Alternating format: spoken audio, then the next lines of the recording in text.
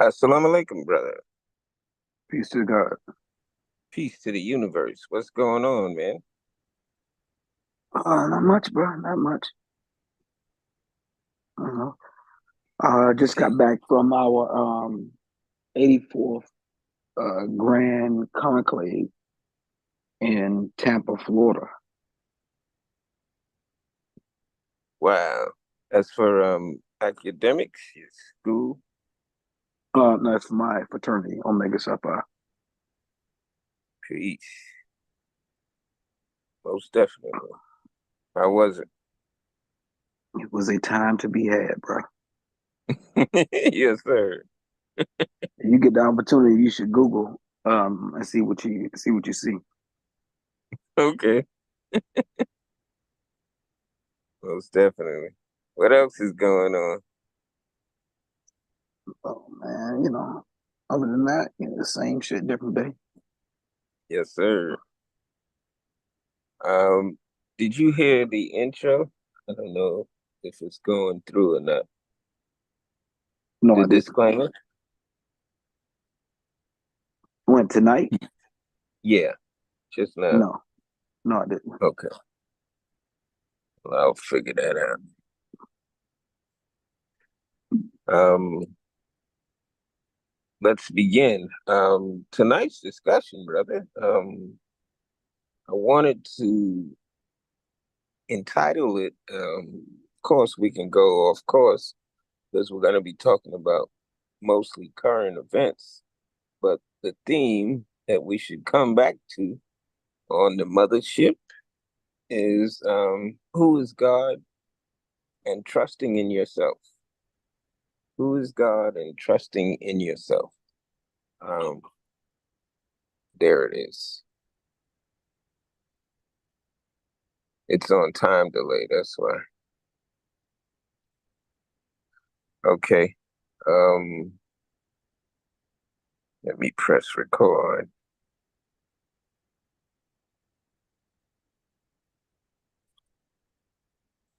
Okay. Um, Tonight's theme is who is God and trusting in yourself. Um, just off the top of your head, how do you define God, my brother? Mm.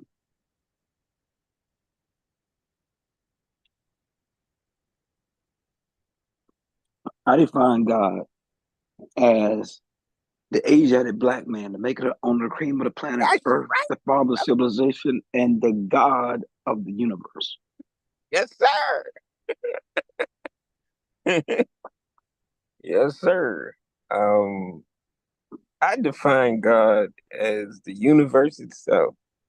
Um, I think it includes any and everybody and everything possible and the impossible. I try to speak a universal language, and you're listening to Black Mental Health and Race. And I think one of the reasons why we have such a polarizing theme to the title of this show is because we don't want to ignore race. Now, other people, such as Europeans, other ethnicities, other religious organizations and groups, other ways of thinking, philosophies, um, different educational backgrounds, different lifestyles, may not find race to be as important as being, for example, being a lesbian or being gay. That they find more important than identifying as race.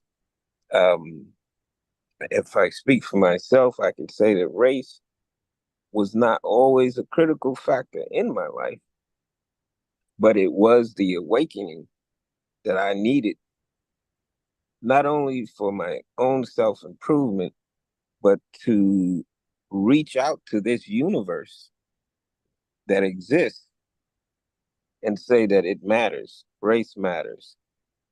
Black people matter.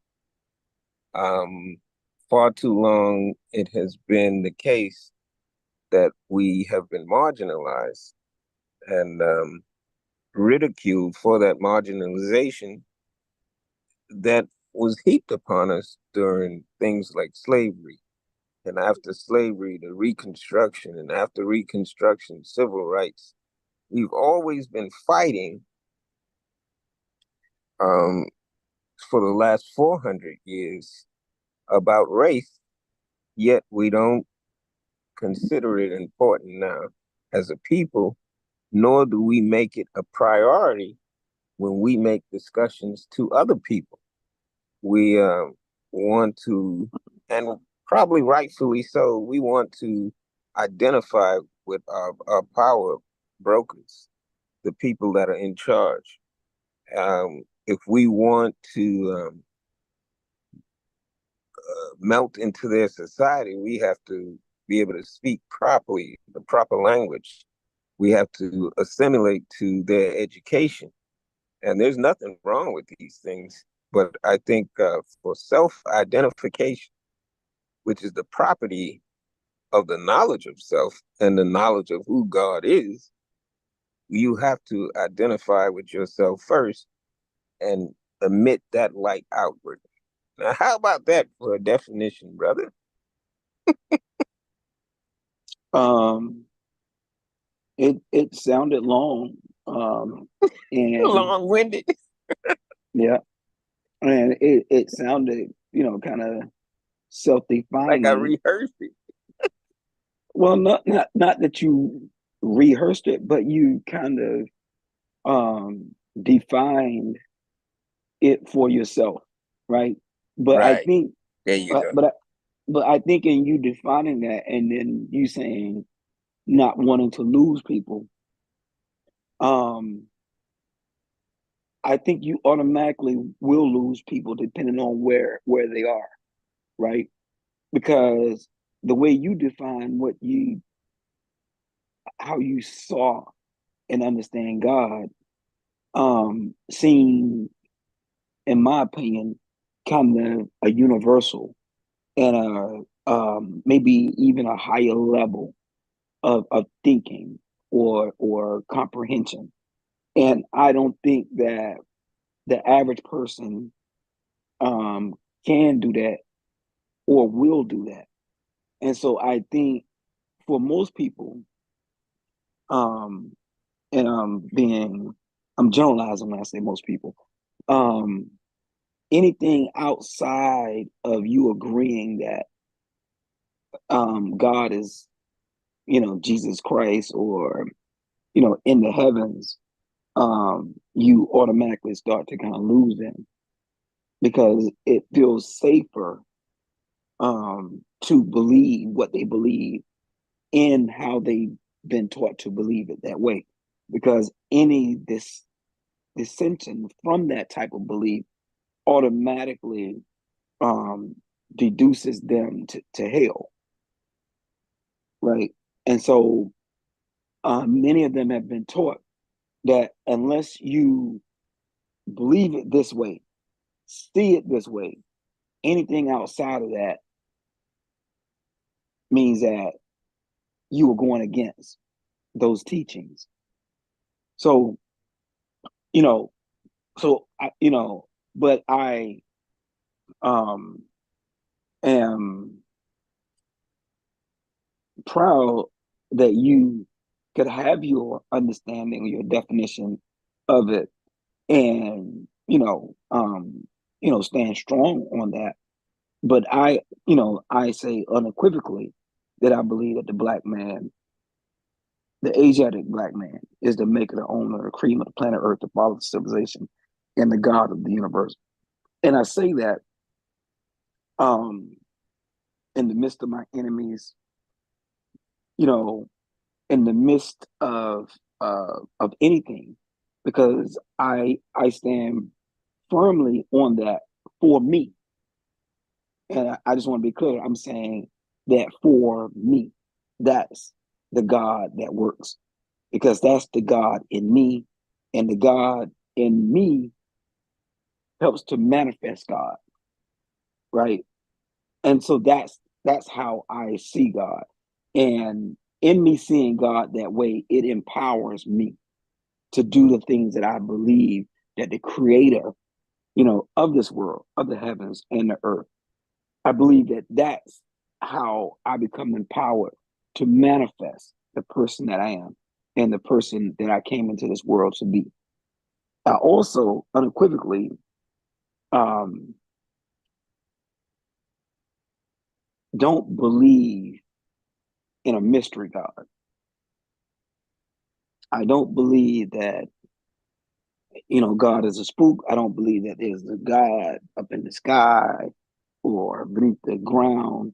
Like when you die, there's this person waiting to meet you that's going to ask you this and ask you that, and then determine whether or not you're going to go here or go there. Um, but again, that's my belief. But if you believe that, then you believe that. I mean, you know, um, if that works for you, then that's fine.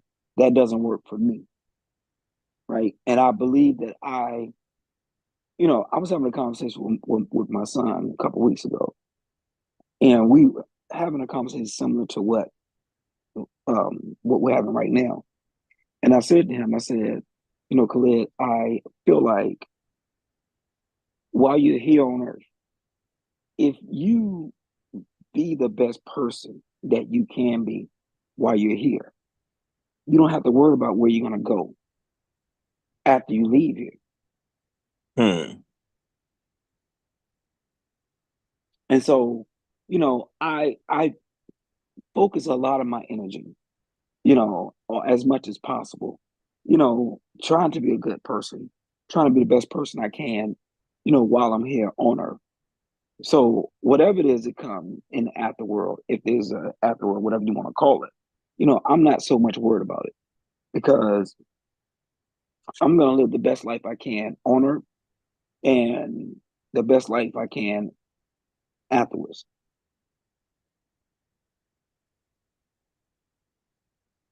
Yes, sir. That is indeed a detailed description of who you are.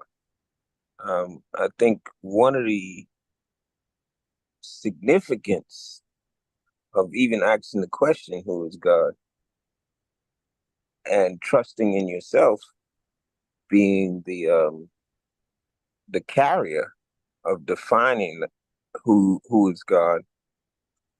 Trusting in yourself means that you know exactly who you are. Now, if you are a bum, if you are a deviant, if you are some type of person that needs help in improving your life, it means to me, my personal opinion, that you have not yet discovered who you are. And that is the first step towards self-improvement and the first step towards letting your light shine. My mother used to say, let your light shine. And she would quote from the New Testament, who having a light would hide it under a bushel basket. Meaning that if you have a light and that light being some type of goodness and some type of contribution of a positive effect to the world, why would you hide that? I think when we improve the self, we are indeed getting in touch with God. Um, we try not to have too many religious discussions on this podcast because, as brother is saying, it tends to alienate. It tends to push people off because they have their definition of God, and it most likely is not going to match with yours, especially if you're talking about God as the universe. Whoa, brother, you don't accept sweet Jesus and deny yourself, then you already condemned to hell. But I think, as you were saying to your son, be good on this earth in this life, if you really want to worry about the next Or one. you I really think don't, or you really don't have to worry about the next one. there you go. Um, so I appreciated your extended definition because we now are among the enlightened. Enlightened meaning that we just don't say that I'm a human being. Everybody's a human being, but when you get to know yourself, and knowing yourself is knowing what your downfall is, knowing what your mistakes are, your flaws, your errors, because those are the things you want to correct in order to know yourself, the real person that you could be. As my brother, Dr. Moore, can attest to, when we were growing up, it was so easy for us to slip down the wrong path. And we did slip down the wrong path, but each of us has our own personal story of how we had to turn that around. And as Black people, which is where I bring in the race part of this, it's a banana peel slippery slope to doing the wrong thing with your life. Most Black people, especially here in America, do not even know how to read, brother. There's one statistic out that almost 70% of Black people in the United States population are unable to read. Where do you think you're going from that slippery slope? To hell. Incarceration is the next thing, and probably early death is right behind it. You don't know what type of foods to eat, what type of situations to avoid, how to think your way out of problems. You are just a firecracker waiting to explode. And happy for uh, dealing with explosions.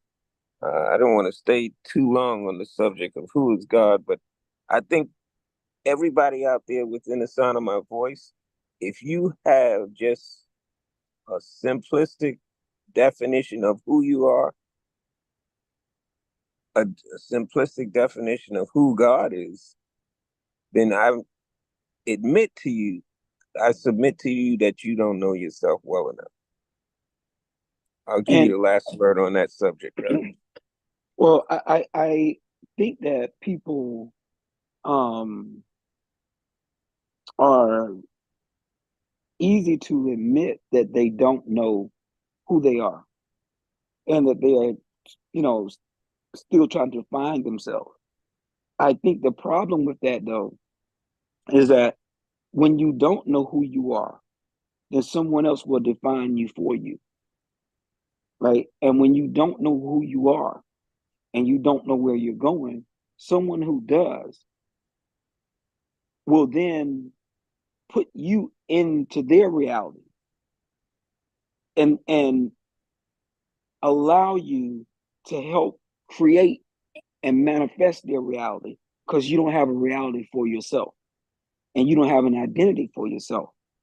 So your identity and who you are becomes a manifestation of who they are. And Hmm. so I think what happens when you don't have an education, when you can't read or you don't read, you know, you don't have education, you don't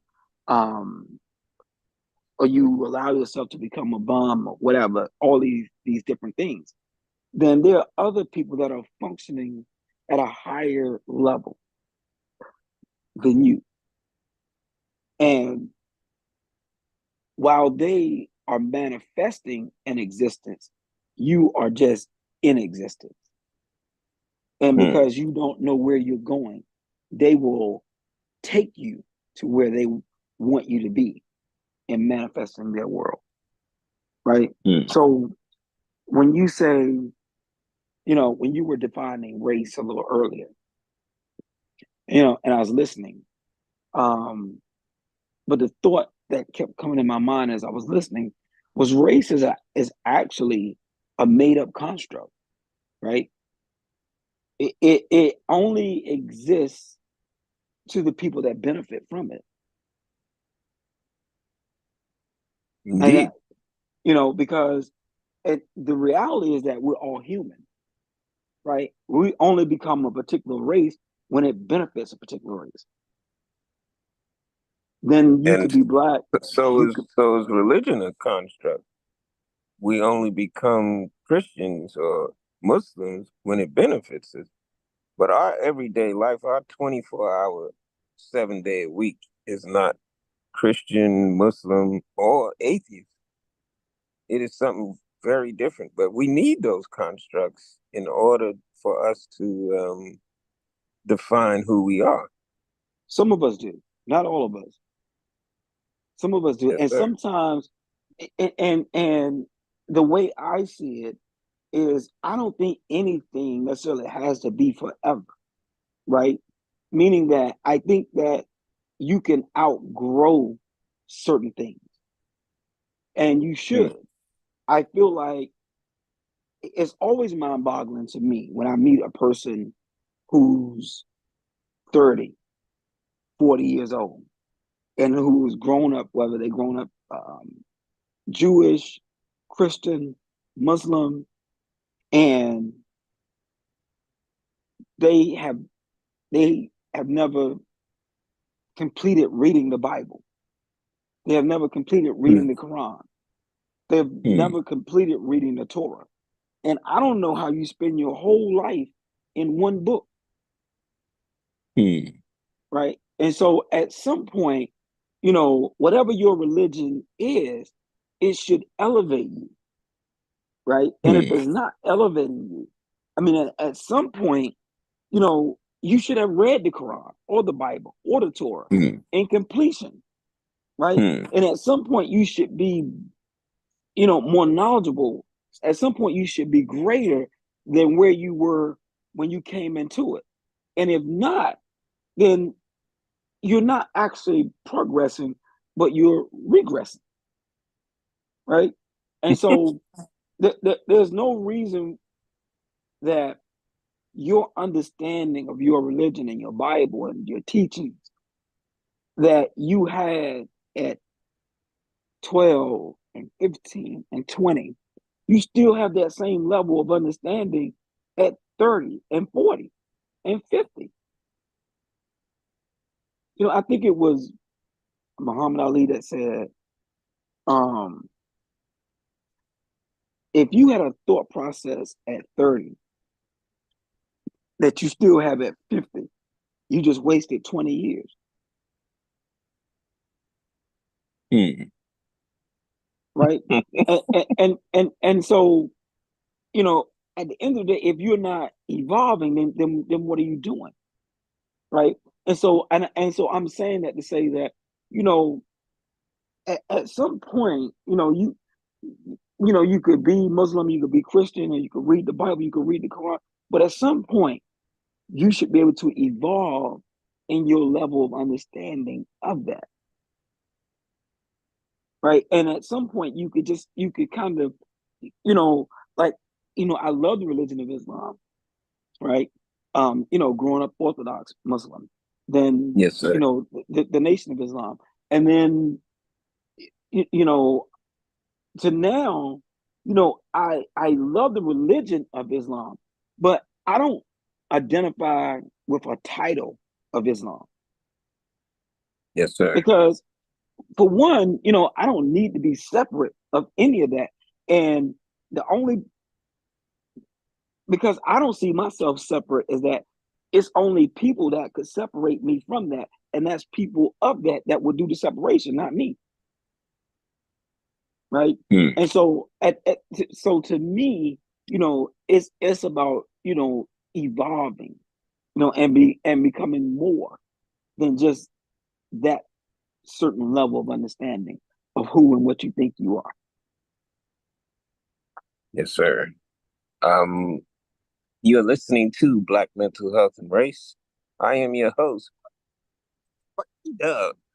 And my co-host is Dr. Moore. Um, we have a phone number if you'd like to join the conversation, 1-929-214-0543. I have another number to give you, but I can't think of it off the hand. Um, did you see the presidential debates, brother? I did. What did you think of that?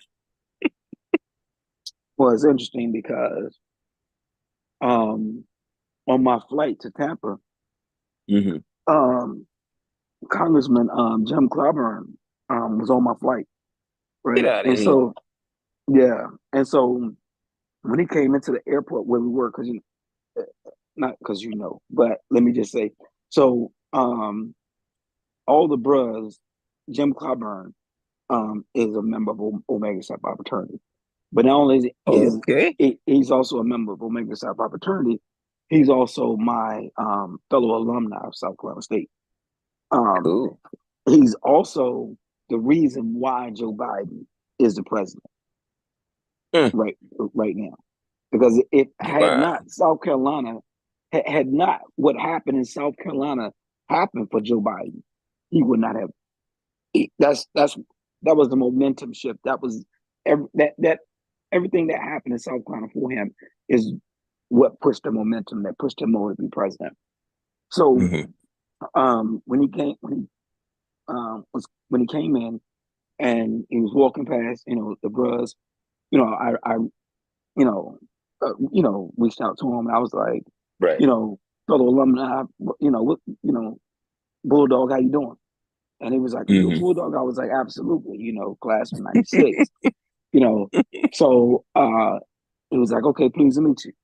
And so when he went and checked, I guess where he was going to be on the plane, he came back over. He said, all in the group, all of us purple shirts on, and he said, "Where's where's the Bulldog at?" I was like, right here. And so we started Mm-hmm. to, talk a little bit about South Carolina, South Carolina State, and some of the things that are happening there. And I was telling him, you know, that, you know, I was talking about when I was there, what it was like, all the rest of that stuff. And then Mm-hmm. he was telling me about some of the changes and all that different stuff that's being made, on the university, the campus right now. How they've gotten a certain amount of money and they're really, building the campus up.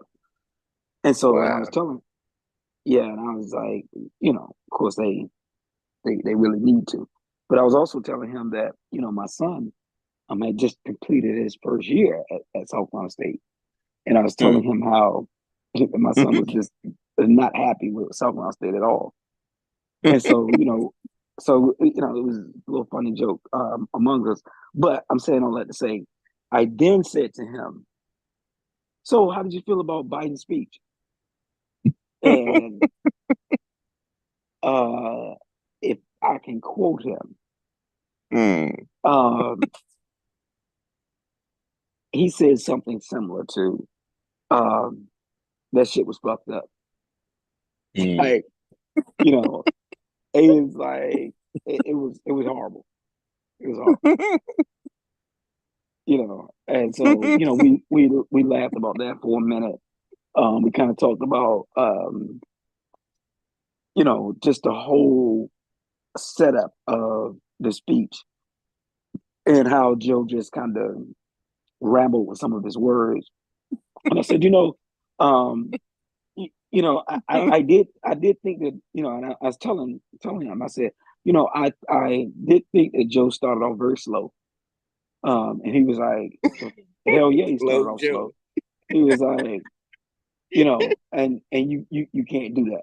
And I said, but I did think that he picked it up, afterwards. And I thought that he was very strong on a lot of the issues and was very clear about a lot of the issues and what needs to be happening, what what needs to happen and what has been happening.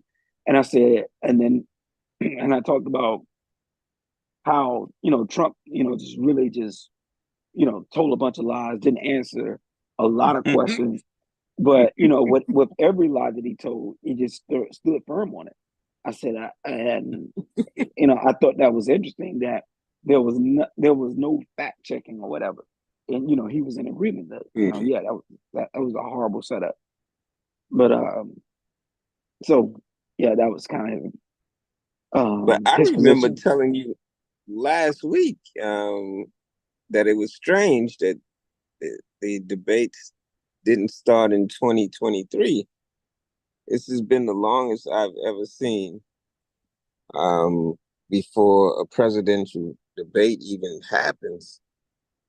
Um, but for me, seeing Joe Biden's performance, I know why these debates were postponed for so long. There's an obvious, and I'm not a medical doctor, brother, but there's an obvious impediment to his cognitive abilities. And it's strange. Let me ask you this question. Do you think that Democrats are a social construct?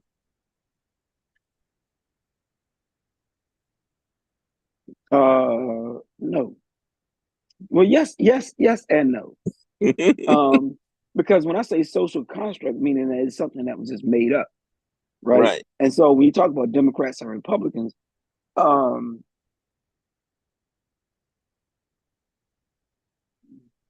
it's yes and no. In that, was it something that was made up? Yes, Mhm. in a way, but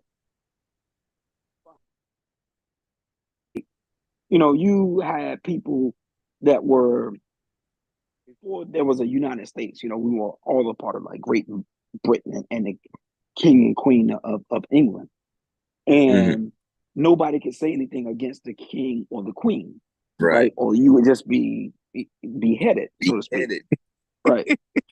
And so people didn't. So people were working and they were paying their taxes, but they didn't have a voice, right? And so people were upset about that, and so that's where the whole taxation without representation, came came about because people were paying money, but nobody could say anything against the king or the queen. And so that whole thing just boiled over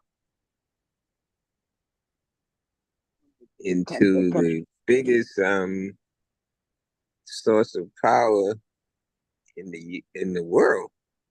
Well, it didn't become the biggest source of power, but when it broke, right, and then we became the United States. What made the United States as powerful as it became? Because this was initially this was like a very poor breaking away, doing something complete. It's like a new world, a new country, right? Right. A new And so, concept. and we're just trying to build something at the time. Well, or the founding fathers were trying to build something at the time, right? And so they're starting this United States of America, which is really a kind of like a almost like a get back at Great Britain. Like, we're gonna build our country and we're gonna build it better. And so, they start off with this. The first thing we're gonna do is we're gonna have free speech. We're gonna make it the First Amendment, right? And then the second thing we're gonna do is we're gonna have the right to bear arms, so that we can say whatever we want to say, because we couldn't have guns or whatever to over there.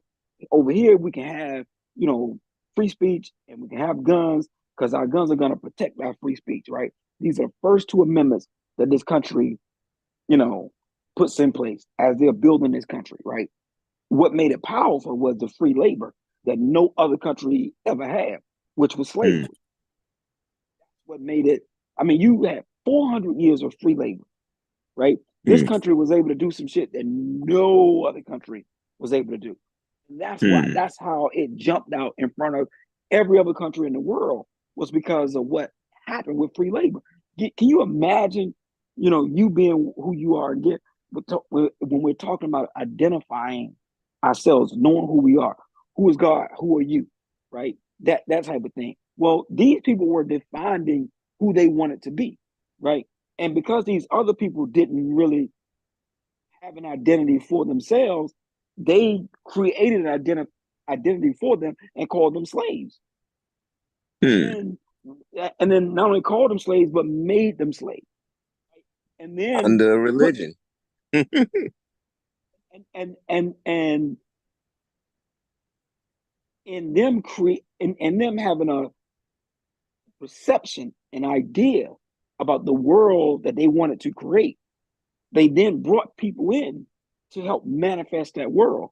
And that happens on a large scale and a big a large scale on a small scale Right. in the world, and you not knowing who you are, right? You don't have an idea about who your what's your identity. So people start to define you for you.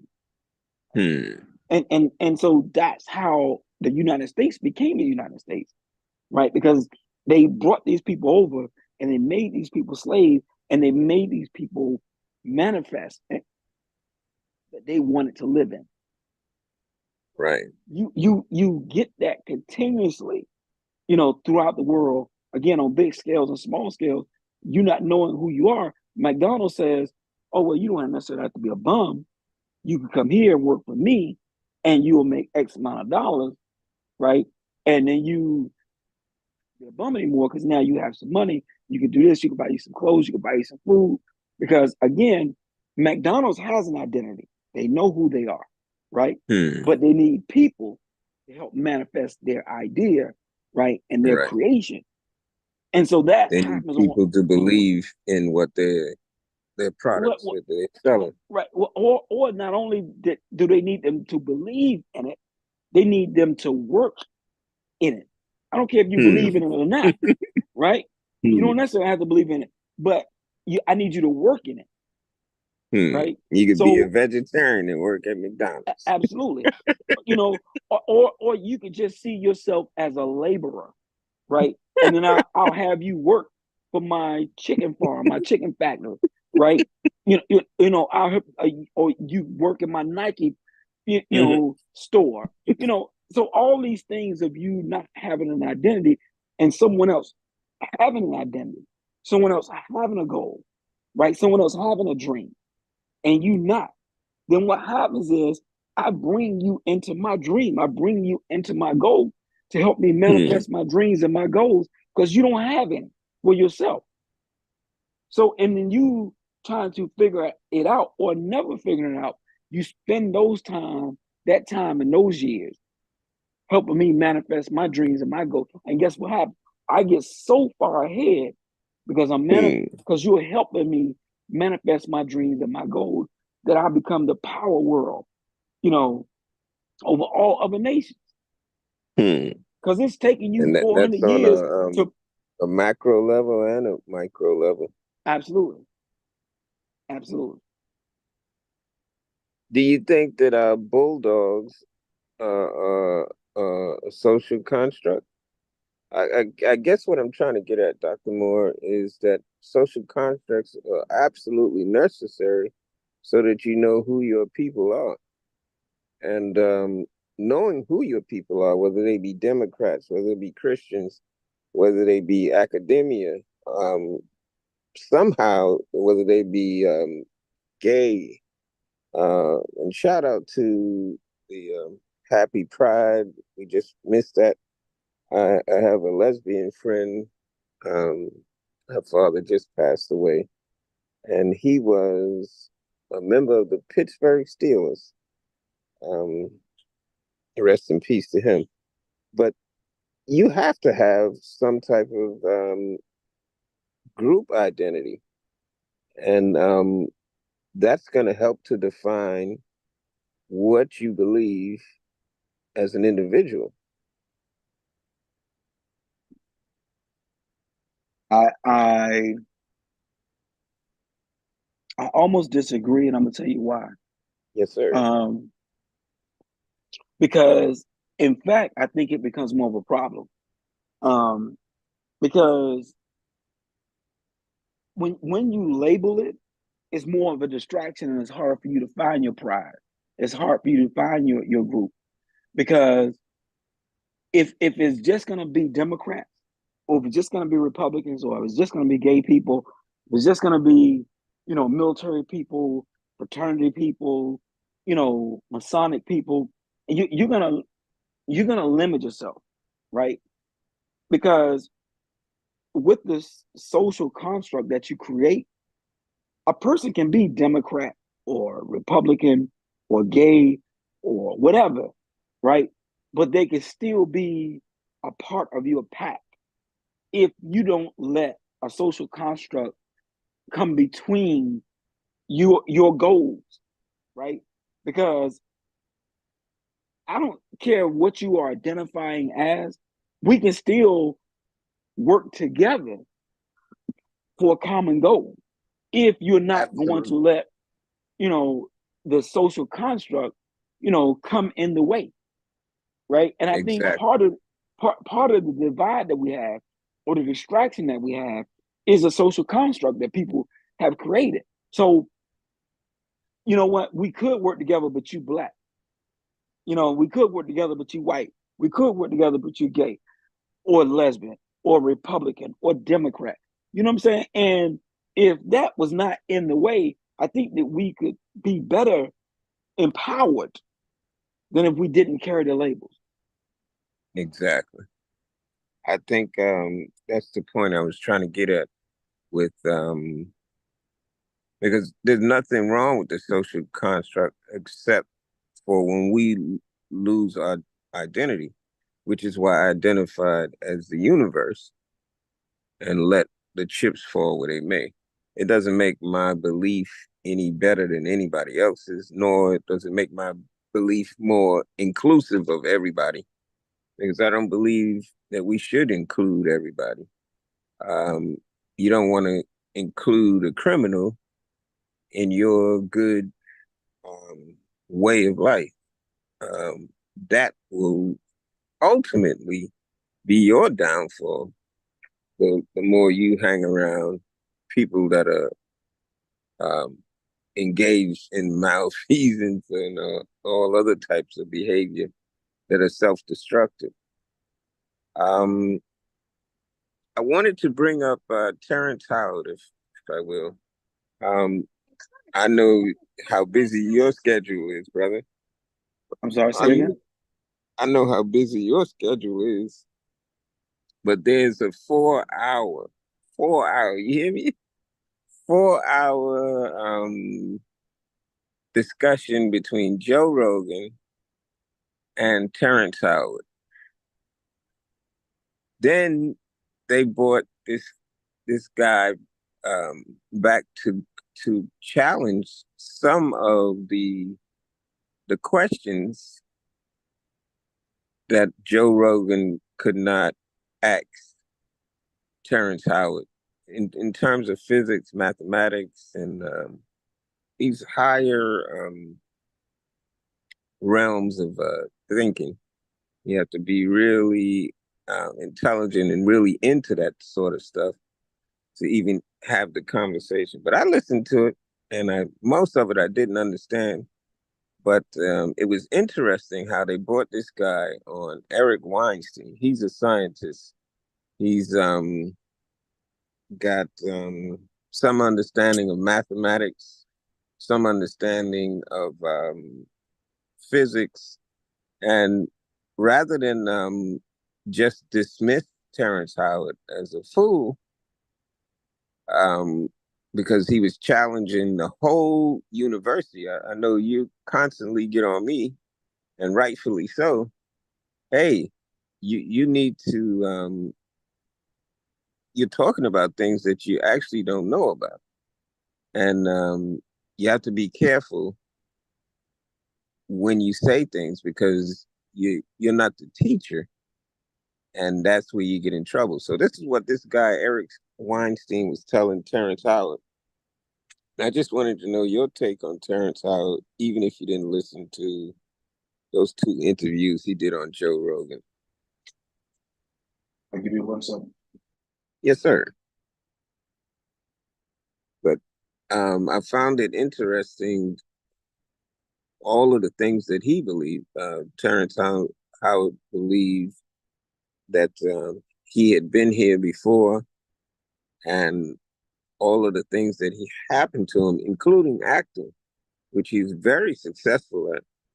But a lot of people find it hard to work with him because he's so good, I guess, or at least that's the way he explained it. And he he got thrown out of the second Iron Man or whatever it was, whatever the movie was.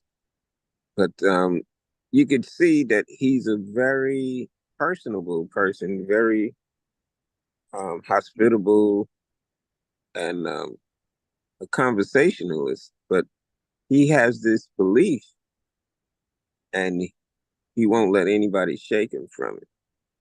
Well, I think, and that's part of the problem, right? Because what Mm. happens is you can have a thought and you can have an idea, right? And if it hangs around long enough, it starts to become a belief, right? Mm. And without anything to really substantiate it, right? Whether it be wrong, right, or indifferent, it starts to become a, a belief. You just believe that, right? So the thing with Terrence Howard is, for me, right? Because you're asking me, Yes, sir. um, my opinion of Terrence Howard, and I'm vaguely Right. familiar with what you're talking Personal about. opinion. Because I've watched uh,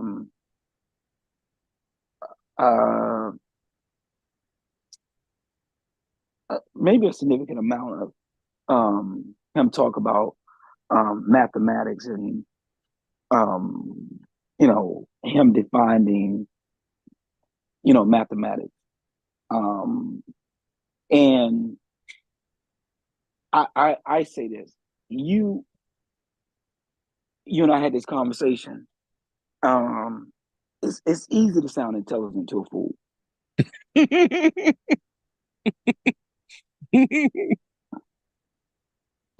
and And that's no shade to Terrence Howard, but a lot yeah, of the and stuff is no one was able to contradict anything that he said or challenge anything that he said until we met this guy Eric Weinstein. But the but academic community wouldn't even engage with Terrence Howard because they they dismiss him, as you were saying, as it's easy intelligent to sound like to sound intelligent to a fool. And right, most of us in the unscientific world, uh, the layman, we actually don't know too much of anything. I was just right, saying um, how illiterate not just black people are, but most of the country is. This is a very highly educated country, but places like Cuba that don't even believe in democracy have a 98% um, reading rate. 98%. We don't have that in the greatest country in the world. In fact, it seems like our public schools are failing, but I think they're failing on course. It's par for the course. But yeah, because we live continue. in a capitalistic society, so Mm-mm. it's designed to be that way. So we always have to have upper class, somewhat of a middle class, and a lower class. That's the only way that capitalism exists. But Hmm. you have to be careful. There's not a petition. Can't I'm smart enough now to know that if you're not a mathematician, you can't really tell me math. You can't teach me math. I don't care if you feel like what you're saying is the most mathematical thing. It doesn't make you a mathematician, right? It doesn't make you a genius. You might think that you're a genius, but it doesn't make you a genius, right? It's like if you haven't gone to medical school, I don't care how much medicine you think you know, or you YouTube, or magically, or whatever it is. that doesn't make you, you know, a doctor. It doesn't make you a medical doctor, right? Hmm. You know, I don't care how many people that you may have sewn up, you know, using your mom's, you know, needle and thread. That still doesn't qualify you, you know, to do that, right? You know, maybe you gave some botched, you know, abortions or, you know, some botched, you know, injections, but that don't make you really, you know, A a surgeon. professional medical person, right? So, and it's interesting because a lot of times people feel like because a person is a celebrity, that somehow their opinion on outside of celebrity makes them, you know, wise, or that people Hmm. should listen to them, Hmm. right? Or So, that they don't have faults. you know, or maybe they don't know what the fuck they're talking about. Right. You know, I you give know, you another example if you can just speak briefly on Jaguar Wright. She has a lot of beliefs about herself, and it projects out to all of these allegations that she makes about celebrities and the celebrity industry. right? I always say consider the source before you have a conversation with me. The first thing I'm gonna ask you is where you get that from, you know, and it's Jaguar Wright, brother. yeah, well, you know, and that's it. So it could be the same thing if it could be Kevin Samuels, it could be what's the Charleston White, you know, that you know that don't make you an authority on nothing to me. So if you want to have an intelligent conversation, and my son was telling me this the other day, he came home, he said, Dad, what did he, how did he say this to me? He said, how do you feel? No, he said, do you, man, I don't want to misquote him, but he said something to me about, do I think that he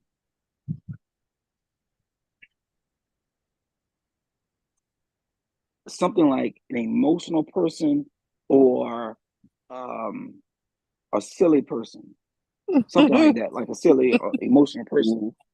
And I said, well, why are you asking me that, Khalid?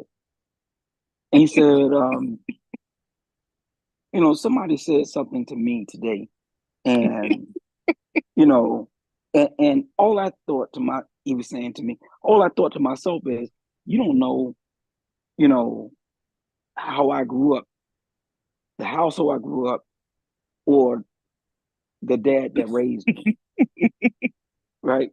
And he They're was like, probably thinking he's an emotional less person, well, a I think they non-joking person. Like I get that from you. Like even when I try to crack jokes, you're like, brother. so to, exactly. So that you would say that because you used to be the most non-joking person I've met, Right, but I but was. right, but so my son was saying, I guess the people were saying that the person was saying that he was not a serious person, right? And so Mm-hmm. he was saying that it really got to him because he Mm-hmm. feels like he knows balance, right? Mm-hmm. Because his mom is definitely, you know, on the silly side, right? Right, and I outgoing. right. I am definitely not, right? And so he said to me, and it was insight because You I don't trust nobody. well, but it was insight to me because I wasn't aware of how he saw me raising him, right? So I mean I had my own perception, right? Right. But then the reality is this is how I experienced, it, right? And so what Hmm. he was saying was, you know, I don't know how this person could say that about me, not knowing, you know, who my dad is or how, you know, growing up in the house that I grew up in. He was like, Hmm. I grew up watching you, not ever being able to read you, not ever Hmm. being able to know whether you was happy or you was sad, or you was angry. It was like it was always a one look, regardless. And he said he had made a conscious effort to not ever want to be like that. And you know, and I So they felt don't some kind take of him serious because of that. well, I felt some kind of way about that because I I didn't know you know did. that he felt that way or that he read me that way, right? But he was Remember just the saying, Christmas tree incident?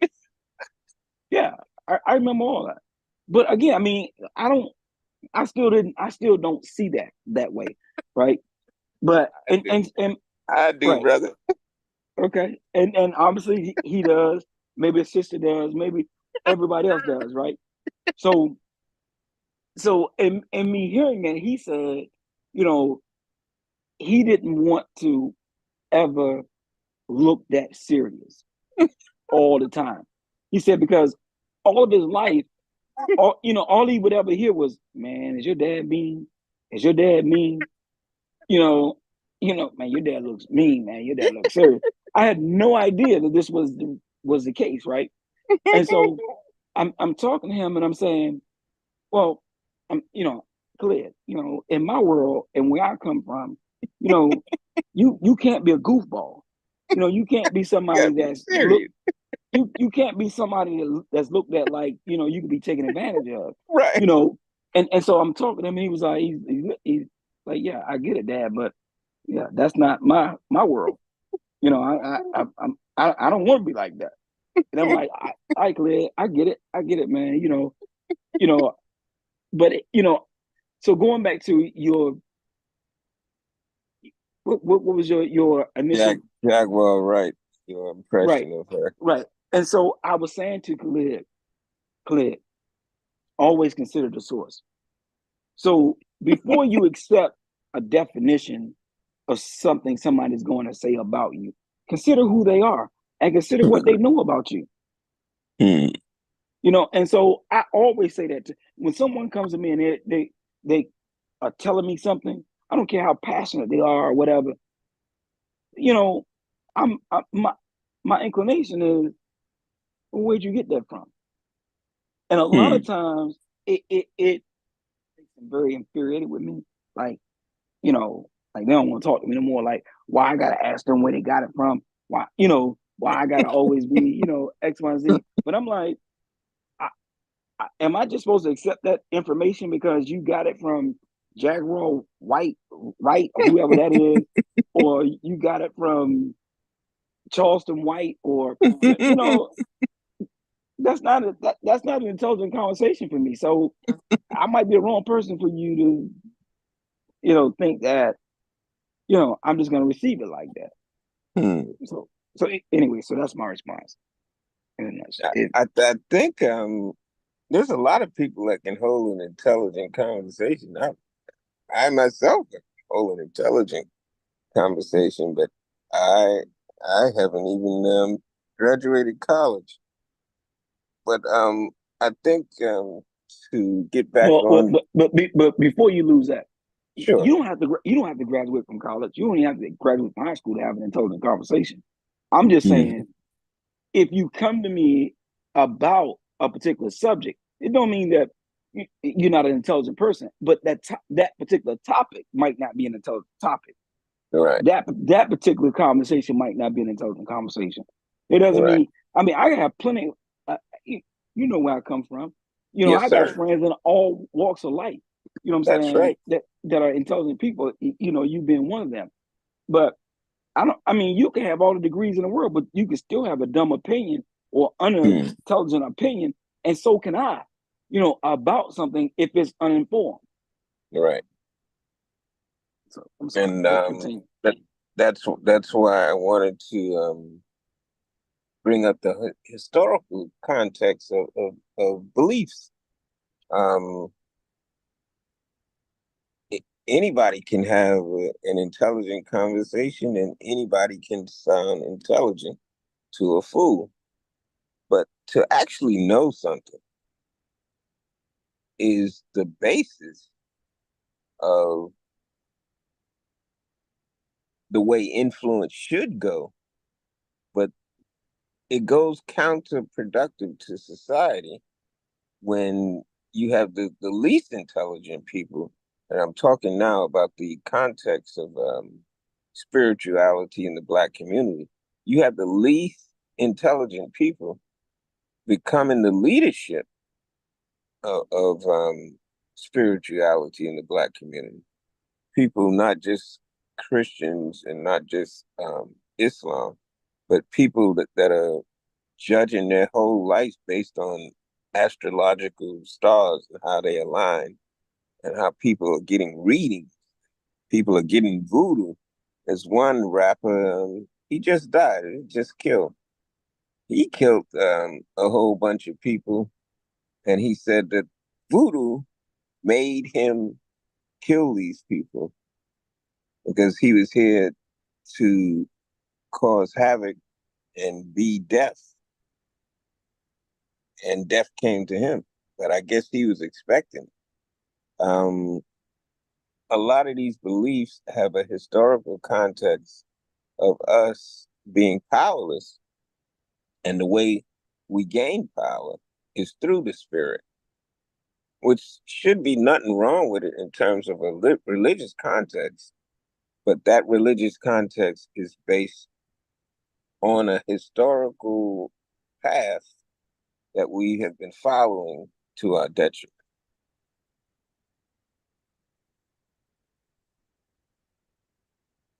Well, I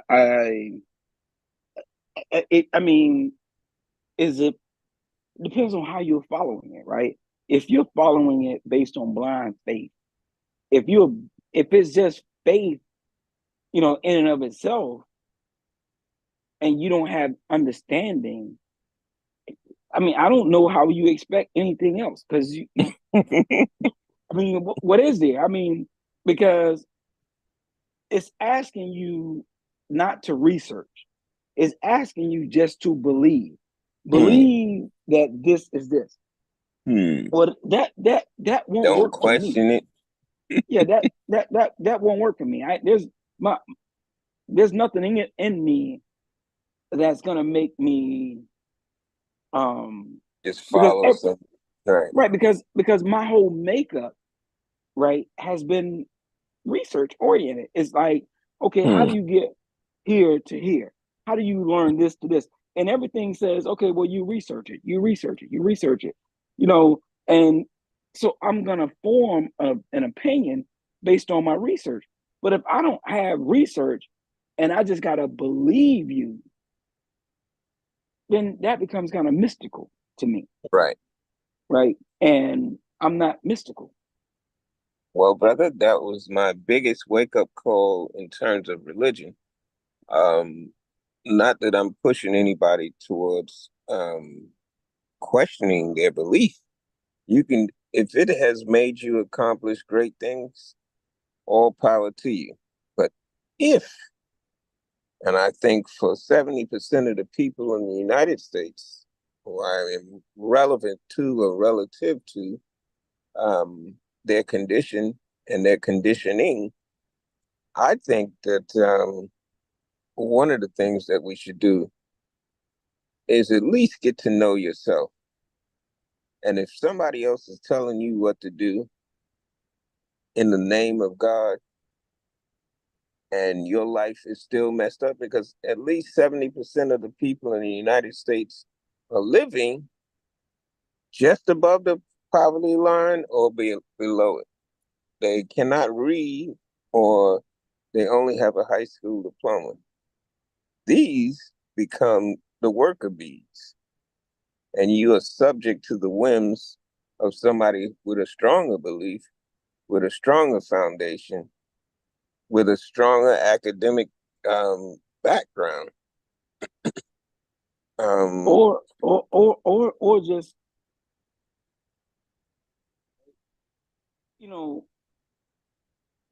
and so a charismatic person, can influence people in a way, also in a way that a person, with more knowledge or academia or whatever. I was watching a show and I um I'm not gonna say the show's name, but I was watching the show and I wrestled with myself a time or two about watching it. Mm-hmm. And so I watched it this one again, and I was maybe I said this in our last podcast, so I don't remember. But anyway, there's a guy on there, and he said basically that he didn't really see the need for children to go to school. That school was kind of like this, I saw like that. this, kind of like this bullshit factory, right? And that you don't really learn anything, right? And that he felt like he had deep thoughts. He'd just be sitting around and he'd just be thinking deeply. He doesn't know that he's thinking dumbly because I just he saw that video on TikTok. I know right, exactly what you're talking about. right. And I was so angry and frustrated, with that He because said you might as well just get rid of schools altogether because he made $1 million and he could tell the teacher. Well, that's some of the pushback that students are giving to teachers. Like I'm making more money than you, and you trying to teach me, but that's not the point. look, you can make more money, make you smart. Hmm. And it doesn't mean you know what to do with your money either. Because, Hmm. I mean, look, you could be a talented boxer, singer, right? There are a lot of talented people that went broke, right? Because Hmm. because you have a talent doesn't mean that you know how to do hair. That don't mean you know how to run a business. Just because you can sing doesn't mean you can manage money, right? Hmm. Just because you can play ball don't mean that you can manage money. That's why percent of ball players go broke after they leave the NBA. Same way with the NFL. Because just because you have a talent doesn't mean that you're smarter than the teacher. Hmm. That's a level of ignorance That's a that you level of think. belief that's destructive. Belief. So That's why I ask people, what do they believe? Who is God? I don't ask it in a way to try to challenge your belief. I'm trying to challenge your concepts of what a belief should be.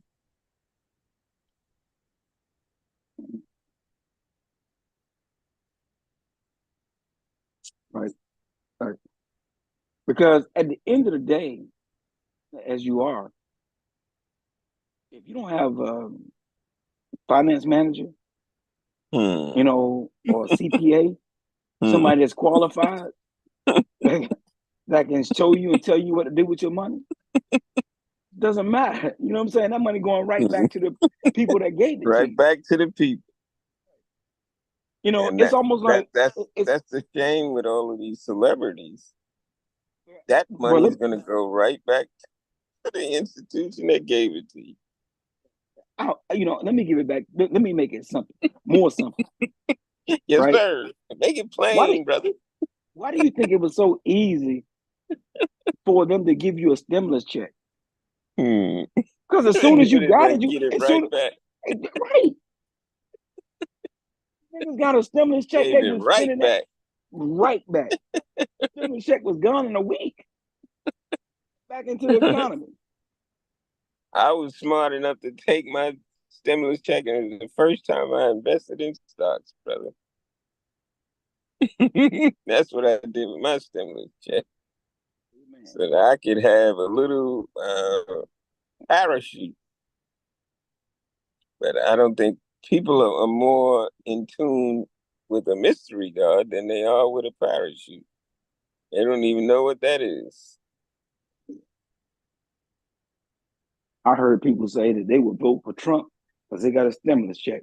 They don't even know that Trump wasn't even the one Where that was he get the responsible. money from? They don't even know that he wasn't even responsible for them getting a stimulus check. Hmm. Again, consider the source. Hmm.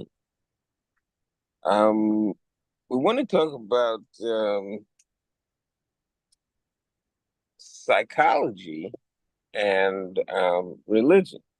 What is your as a therapist? I know you can't shake people's belief, but how can you guide a person that may be in possession of beliefs that are counterintuitive or counterproductive to living in um, an optimized life? Elaborate. Like people that deny themselves food, water, clothing, shelter, sex, education, social events, all in the name of Jesus or Muhammad or this or that. I'm not saying that you should go crazy, but part of the system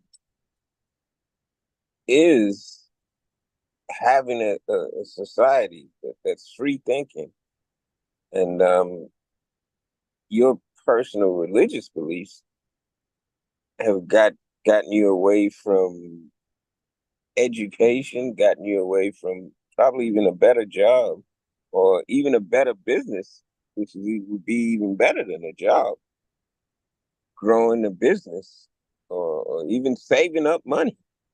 You're giving all your money to the church, to the mosque, to the this and to the that. Uh,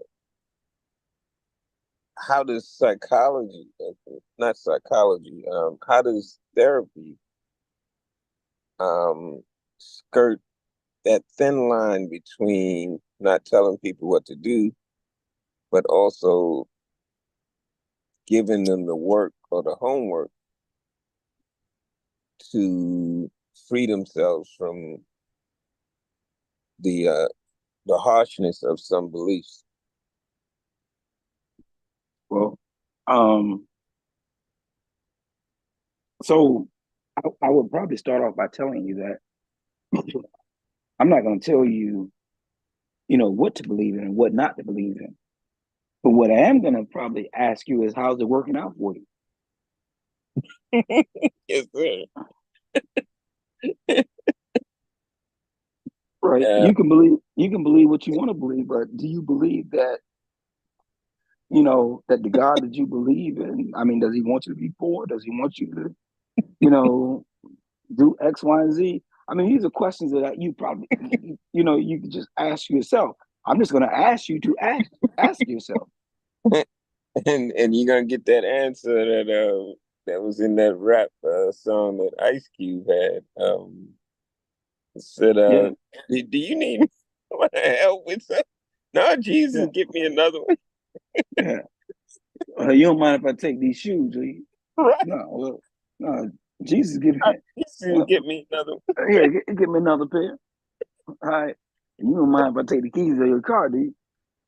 No, Jesus, give me a new one. And Passivity. yeah, yeah. How you talk him down from that tree, brother? I'm not gonna talk you down. I'll let you talk yourself down. I'm gonna ask you the questions that allow you to talk yourself down. Because it's interesting, man. I listened to Reverend Ike, and Reverend Ike, man, he really Hmm. kind of puts it where the ghost can get it. Where it need to be. You know, if I was gonna be a Christian, I think I would be that type of Christian. That's right. My mother used to listen to Reverend Knight, and my father would get so mad. He's like, I don't believe in it. In a poor God. But Reverend Knight didn't preach poor God. He preached that God was within. Right. And that if you had any understanding, you wouldn't want to be poor. Right. He was like, look, you know, all this other stuff outside of you that you're looking for. No, it's in you. Right. You Now know, and send me $10.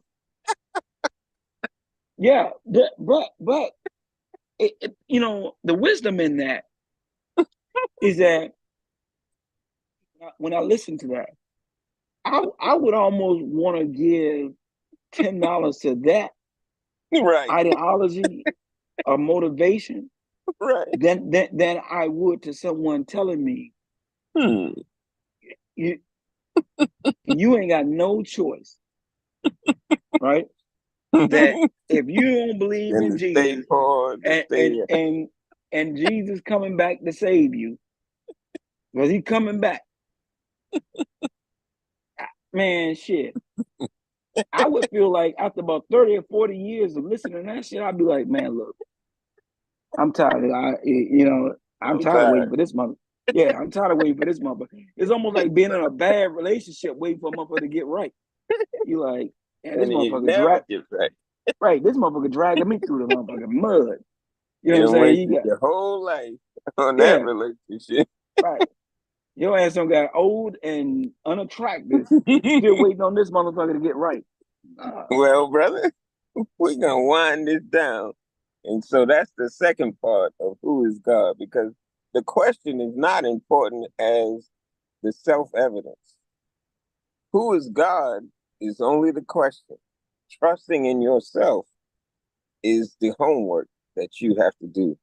Tonight, I hope that you have begun to question anything that has put you in that 70 percentile. I want all of you in the sound of my voice to send me $20. I'm kidding. But if I you almost feel had it, so brother. but but if you feel so benevolent in your heart to do so, no, I'm just kidding. Yes, sir. All right. So the last part of this, and then we gonna take it home, brother, is trusting in yourself. I like your feedback on anything to do with balancing faith and self-trust, self-belief and empowerment. And number three is just anything that you can pick either subject or all of them and expound on it. The third one would be your personal choices. You said self-trust and what else? Okay, the first one would be self-belief and empowerment.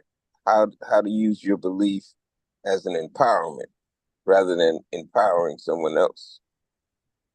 The second one would be balancing faith and your self-trust. Explain how faith in a higher power and a trust in oneself can coexist at the same time. That's two. And three would be your own personal experiences with mental health and life coaching. I'm sorry, give me that last one again.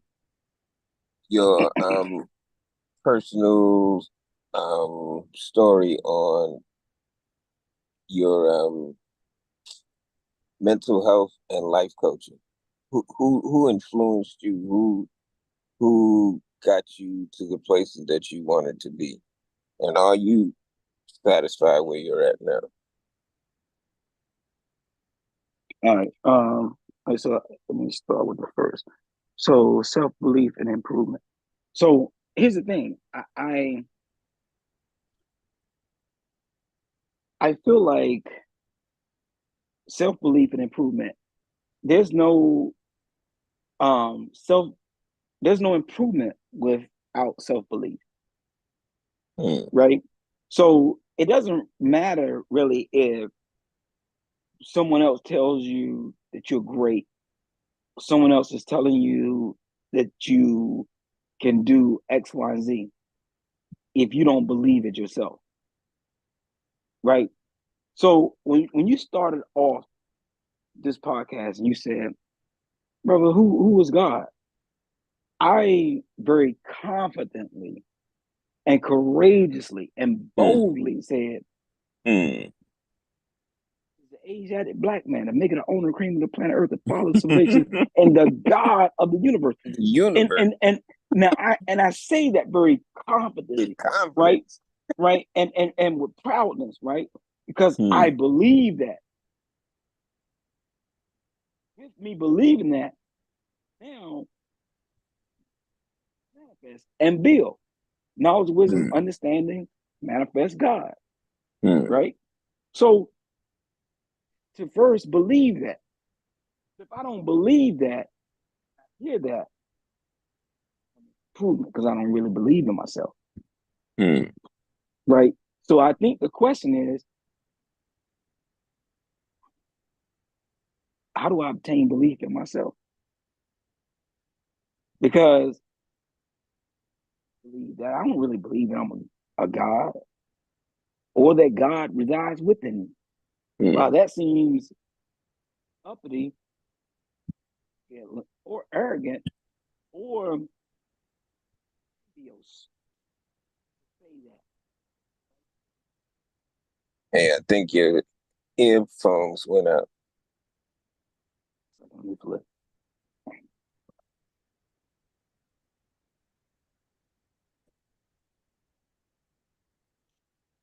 Hello? Yeah. Can you hear me? Yep.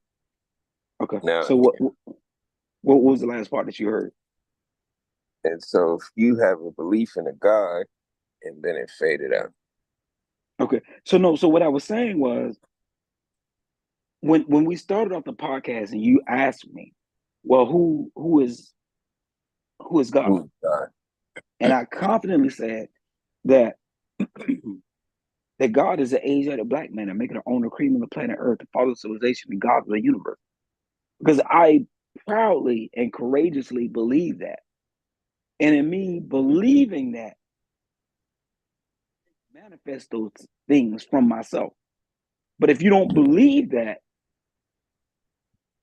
believe that you're God, and you don't really believe that God resides within you. So then you can't make improvements because you don't believe that. The problem Hmm. is, the problem is your neighbor does, person does. Hmm. So while you are stuck being confused about who you are, they're very confident about who they are. And so now they they they then start to use you implementing who they are because you don't know who you are. Hmm. So you need help. Help Yes, in sir. believing. If you're gonna need help in believing who you are, if you're gonna need help in believing that God resides within you, and that you are the God that you're looking for, you have to start. Hmm. You have to do something. Yes, sir. It's almost like magic. You have to do something that you want to do and accomplish it. Yes, sir. And then you see the magic happen. Hmm. And it's from that the magic starts to happen. That other realities start to happen. That then starts to build on your confidence about who you are and who God is and how God shows up in your life. Hmm. Because the thing about me is I have no fear about accomplishing anything because I believe Wow. in me, because I believe in the God in me. And so the challenge for me, because I believe in me and I believe in the God in me, right? And so I challenge the person that challenges me. I say, well, I know my God, Hmm. right? Is, do you know yours? Because my God has gotten me to where I am. Look at you and your life and see where your God has gotten you. Hmm. Confident in my God because my God shows up, and I can show up as the God. Hmm. Yes, sir. So your second one was balancing faith in your And self-trust. self trust. Trust in yourself. Well, again, I think balancing God and self trust trust yourself, you don't really trust God. You don't really believe in God as much as you say that you do. You know, Right. If you don't trust yourself. you don't trust yourself. You don't really have a God. As much as you say that, Hmm. as much as you go to church or you go to the mosque, or the temple, as much as you do it, you really don't. Hmm. Because the reality is, you're really the temple. You're really the church. You're really the mosque. Hmm. You are that. Right. I tell you the story, brother. A lot of the things that I should have done in life was because I didn't trust that I would pass. I thought I would fail. And it's that type of self-trust that you got to balance with your belief. Your belief should reinforce that you can accomplish anything. Like you always told me, when you sat in those classrooms, you said to yourself that you can master anything put before you. And that Because I was believe it. the accomplishment. And that was the belief. That was the strengthening and empowerment of your belief. Yeah. Because guess what? Nothing beats a failure but a try. And I'm not Mm, gonna tell you that, and I'm not gonna tell you that I passed every class the right. first time, right? Come on. But because I didn't pass it the first time, didn't mean I wouldn't come back and get it the second time or the third Right. time, right? Mm, Because belief in God is that nothing beats a failure but a try, right? mm, And it doesn't mean that you get it every time the first time. That's not manifesting God. Manifesting God is not giving up, mm, right? Because manifesting God is, okay, you know, let me figure out how to make this happen, mm, right? I there's nothing in my life that I got. Well, I don't. There's not much in my life that I got right the first time, right? But it's not ever about the fall. It's always about the get up, mm, right? The story about the lion and the hunter or the bear and the hunter, it's it's never told by the bear or the mm. lion. It's always told by the hunter, right? And nobody cares about the person that tried. Nobody hears this story. The only story that's told is the story of the person that succeeds, Mm, of the person that conquers. Those are the stories that you read about. So when you're reading classics, classical novels, or anything, you know, of wars, of anything, heroes, you you don't really hear about the loser. You always hear about the hero. So you have to determine, you know, who you're gonna be in your life, right? And exactly. as a hero, you can't die. Mm, You can't quit. Nobody's gonna hear your story. Nobody's gonna know it. Nobody's gonna care, mm. right? Look, the story of Dr. Wayne Moore is only because there's Dr. Wayne Moore. If there's no Dr. Wayne Moore, that nobody cares, Right. right? No, nobody. The struggle, the years of all of the shit that I went through, None of that nobody, count. none of it counts. The only thing that counts is, you remember that Doctor. dude from, right? You remember that dude that did this? Mm, You know that nigga did this. You know that nigga is this now. right. That's the story. Right. So n- nobody knows the struggle. Mm, They only know the end. So at the mm, end of the day, what you have to make up in your mind is where I want to be at the end. mm. And And you, speaking of lastly, before you get to your third and final point, um, I wanted to bring up Kendrick Lamar, and I usually don't talk about rap shit, but there's something interesting about their beliefs. Um, and the beef between Kendrick Lamar and Drake.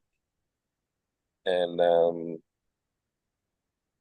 what's the name of this song that Kendrick Lamar has out? Like Us? Nothing Like Us? You're not like us. Right. The the point in that song is we have to be the ones that are special. You're not like us means that 70% of the people are going to fail and live in that failure. They're going to wallow in their self-pity. You are going to have to change whatever you believe from the outside to what you believe on the inside. And based upon that, Dr. Moore, I'd like to ask you the third and final contribution, which would be mental health professionals versus life coaches. I think that you have a unique experience that would tell you the difference between what a mental health professional can do for you rather than what a life coach can promise Well, to me, um, I would simply have to narrow it down to qualification, you. right? So if you're talking to me and I have mental health issues, do I want to listen to a life coach or do I want to listen to a mental health professional? Most people are going with the life coach, brother, which is Right, why 70% of them are failed. right. And Failed so life. and right. And so when you talk about the 70% or the 30% that do, then you want to determine whether or not you want to be a part of that 70%. It's easy to be a part of the 70%. You just quit, They ain't doing nothing. right? You just quit. There's something in my profession, right, in terms of a doctoral Mm-hmm. degree, right? There's something called ABD, right? So that means you do all the coursework. You get a bachelor's degree, you get a master's degree, and you go to the doctoral program. You get in, Mm-hmm. you get accepted, right?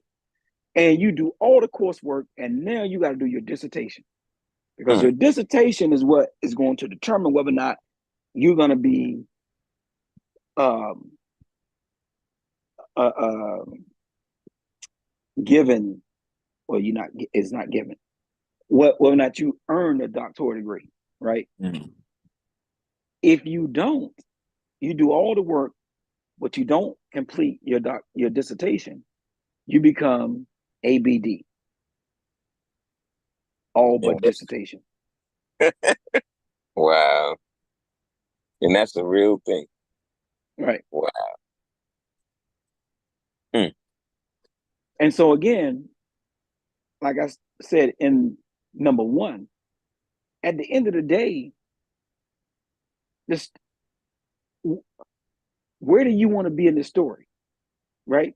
Because the story, again, the story at the end of the day is only told by the person that finished. Mm. So if 70% is the majority, easy for you to fall into that group. Mm. But if you want to be the exception to the rule, you got to do something different. Mm. Indeed, brother. I know that they just now um, put trying to pass a bill to put a restriction on Facebook for all of the false information that they have been giving out through people like life coaches and social media influencers. All of this negative information that has been going on for years, and people have been following advice from Facebook, It is. following research from Facebook, It and is. it's been totally false. And I would tell people that would share things from it. I'm like, yo, that's simply not true. You can look it up yourself and see that that's not even true. But you believe it and you passing it on to me. No, I don't believe it. But why did you pass it on to me? You never pass on nothing that's actual facts. That's positive. You passing this junk and crap on to me. I don't want to hear it.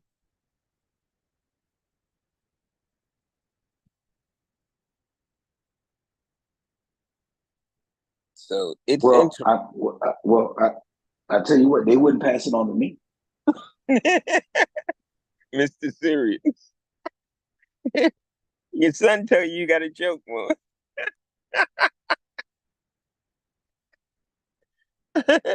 Don't worry, brother. I'm gonna make you a comedian. Nah, bro. Nah, bro. We got enough If you comedians. We make got me, I got a deal for you, brother. You make me a doctor, and I'm gonna make you a comedian. That's not a fair trade, bro.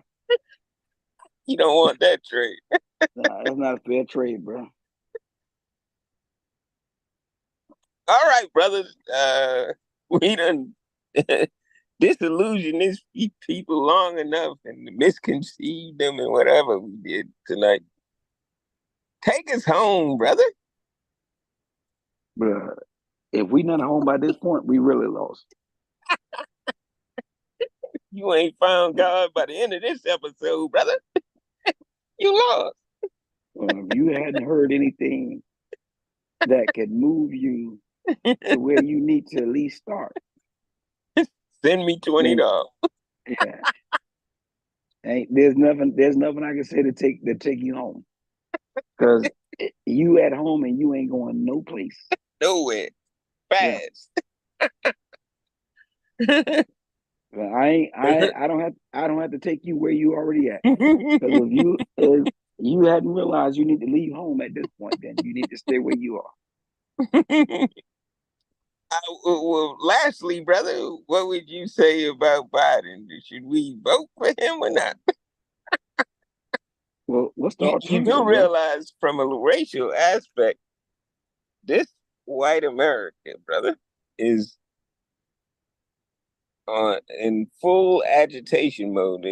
There's no telling what they could do if Donald Trump don't win this election because they run the risk of something happening to Biden, God forbid, that incapacitates him and put this so-called black woman into the highest office of the United States. And that's my joke for the end of this. I'll leave the commentary to you, brother. What do you feel about that? Well, that's not deep to me. I first of all, in my honest opinion, see Trump more healthier way than I see Biden. Trump Hmm. and Trump is about 2, 3 years younger, and he is a fat slob, in my opinion. Right. So I don't look at Biden and feel like, oh shit, we might lose something, like he might die.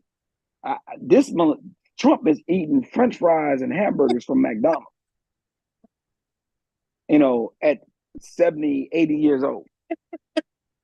So, Wait a minute. you know, Who is Trump's running mate? as yet, You see, he, this whole thing is very suspicious to me. Who's the VP for Trump?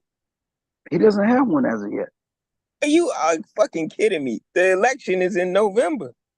Yeah, he hasn't announced. He says he has one, but he hasn't announced it yet. This doesn't set a precedence of something being so fishy. And I hate to No, go with conspiracy theories, brother, and you always get on me about that. But something about this election is not adding up to me. bro, you got Trump, bro. What are you talking about? Nothing ever adds up when it comes to Trump. Trump is a 34 An felon anomaly. convicted felon running for president. Well, brother, I know one damn thing. He ain't gonna serve a day. But he I, gonna be asked out if he don't win that election. His whole existence is based upon winning that election or going to jail. well, you ain't gotta ask me where my vote going then. To make sure that he goes to jail. To make sure he doesn't spend a freaking another day in the White House. That's for sure. And you told me you couldn't do comedy, brother. There it is right there. And on that note, brother, we're gonna end this. fucking wheel. We done took this wheel all around the universe, brother. We stopping right back here on the planet Earth with a black Right, man is God. right. Comedy for you, but reality for me. Yes, sir. Stay up, brother, and don't take no wooden nickels. And to the audience, I want to say, trust in God, but trust even more in yourself. But know who yourself is. Now, that has a lot of grammatical arrogance, but I think if you're a black man in America, you've understood what I said. And I hope it wakes up some white too. I don't care who gets this knowledge. What I want to know is, can we make ourselves a better self? See, brother, I Indeed. didn't mention about saving the world one time. Not tonight. I need to save myself. I'm up Indeed. to my neck in bullshit, brother. One day at a time, my brother. One day at a time. Sir, I'm trying, brother. I may need some therapy. No I life got coach. I don't need no life coach. I need a therapist you. before I I got choke somebody. Don't push me because I'm close to the edge, you. brother. But I I want got to thank the audience for listening. Uh, we have in the federal penitentiary, brother. I'm listening to some of these federal former convicts. They said that they have the DC car and the New York car. They have the Chicano car and the Muslim car. So they put car on the end of each different identity. And as we began this podcast, we began to talk about groups and how even race, all of these are social constructs. And they, for survival, you have to become a part of that car in federal prison, or you suffer the consequences of not the best type of life to be living in prison. But I wanted to make the analogy that Dr. Moore is part of this study group. You, as the audience members, are part of this study group. He's in the DC. We're not going to say car. We don't want to steal from the convicts. We're going to say you, sir, are in the DC wheel, and I'm in the New York City wheel. Hopefully, we can get some more wheels out here, brother. And then we can start collecting money. Well, if you don't invest in Weinstein, we'll both lose money. Indeed. Assalamu alaikum, brother. Peace to the God. Peace to the universe. I'll call you right back, brother. Okay.